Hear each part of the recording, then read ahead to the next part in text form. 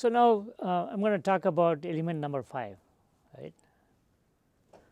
This is last but not the least. I can tell you this is the most important part. Big data and analytics provides intelligence to every business. Strategy, process, people, we are familiar with that in the traditional world, right. But in the digital world, you have to look at 2 dimensions. That is why I have put together this framework, and I am calling this 5 2-dimensional elements, right, of your business digital business strategy framework, right. So, you have to look at strategy and innovation, process and workflow, people and organization, technology and infrastructure, right, and the lens through which you look at all of these is actually provided by big data and analytics. So, it is a very important element of your digital business strategy framework, right. So, that has to be centerfold. These 5 areas have to be centerfold in your day to day or even in your strategic direction, in your vision of the company, right. So, it is no longer just the strategy, process and people, it has to be along these lines, along these 2-dimensional elements, right. So, it is the yin and yang, right. So, it is a new way of looking at things, and big data analytics, as I said earlier, provides the intelligence, because you can now draw upon all the data that you are receiving, right, from your Facebook page, from your Twitter comments, from your customers on your Twitter account, your Snapchat account, your Instagram account and so on, right, and your banner advertising, right. You can get responses from that to your landing page on your website, for example. So, all of these are possible regardless of the size of your company. The bigger the size of the company, the more complex this is, right. So, you have to have proper tools and to analyze the data that you are getting. Everybody, even a small company, the mom and pop store that I talked about, she gets about over 10,000 visits every day from different. That is small because she is not made her presence global in terms of spending marketing money, right. She does not have the marketing money or the marketing muscle to make her e-commerce site global, right. And also the other fact is that you do not want to do that if you do not have the capacity to fulfill the demand, right. So, she is happy with where she is. So, that's so even for her there is a ton of data that she has to deal with, right. She has about 3,000 SKUs that keeps changing every a few months. Every quarter she refreshes the product line, right. So, even for such a small operation, she is dealing with a lot of activities and data, right, and she needs to be informed on which type of product is more popular, for example, right. And so, she has to think about unique products in along those lines, right. So, she is also getting a lot more information out of this e-commerce site that she has than ever before. Before, she used to just have the store open and people used to walk in and buy, right. Not much. She used to ask questions, get some feedback, and there were quite a few repeat customers who came again and bought it, but she did not have a formal way of tracking or analyzing and so on, right. So, I am just focusing on this small business, because if a small business can do it, the big businesses ought to do it. There is no doubt about that, right. She changed her business totally, right, by becoming part digital, right, and she has a physical store as well. She is what is called as a click and mortar. That is the terminology, right. We will go into that later. So, big data and analytics is a very important component. We will dig into each one of these now. Okay. So, these 5 elements are the foundation of your digital business strategy framework, and remember that you are operating in the context of customers, your markets. When I say markets, think segments, right. If you are in marketing, think segments.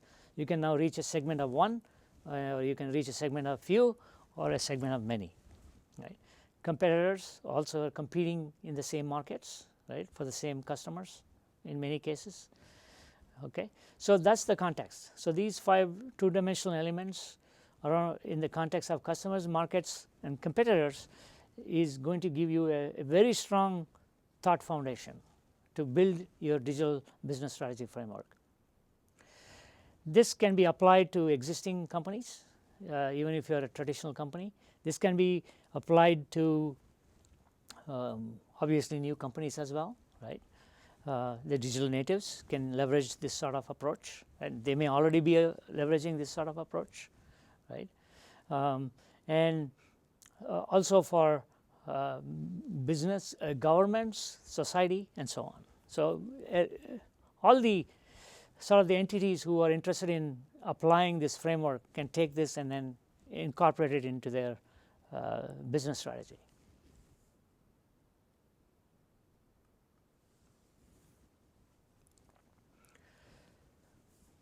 So I'm going to deep dive into each one of these elements. Very important, right? Strategy. What is strategy? It's a plan to achieve some desired business goals, right? That's a very simple definition, and I think it is a very strong definition as well, right? So strategy has to be in the context of something. Your customer experience, that's where you start. Remember, that's part of the digital strategy definition that I put forth. Continuous competitive advantage. That's all you think about. Strategy is about having competitive, how do we sustain competitive advantage, right? In the world of digital, sustaining competitive advantage is a very hard process, because very quickly your business can become a secondary choice, right? Just imagine what happened to Blockbuster over a period of time. It is still a very strong brand name.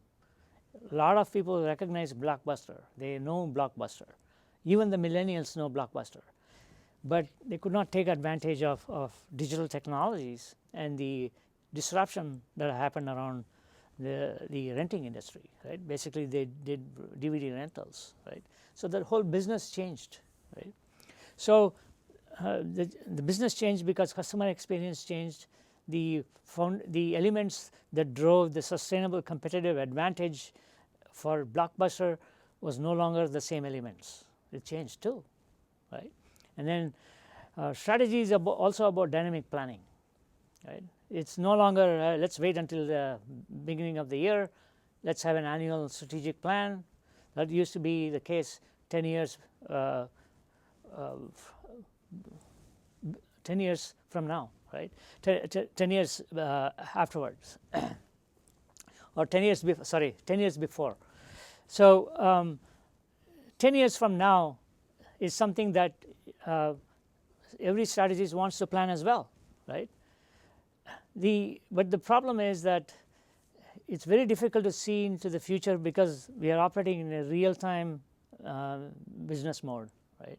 So the businesses are moving fast, consumer experiences are also changing fast, and we are actually incorporating a lot more digital artifacts of how we do things every day, right? So we rely on Fitbit for something, perhaps we rely on some beeping machine to wake us up, and so on, right? So our lifestyle also is changing dramatically, right? I'm talking about consumer lifestyle, right? So this has an impact both business to business as well as business to consumers when you look at strategy. At the end of the day, a business to business is ultimately connected to some consumer product down the chain. It could be several layers down, but regardless, because of consumerization, the impact is actually coming from the customer up the chain, okay? So all businesses are going to be affected. So looking at consumer trends is very important, because ultimately we are serving the consumer at the end of the day.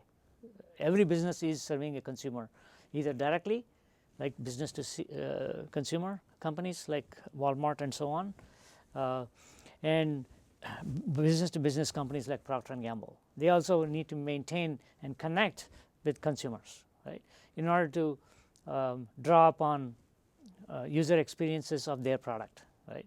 How is Tide, for example, is being used in the context of washing and drying, right?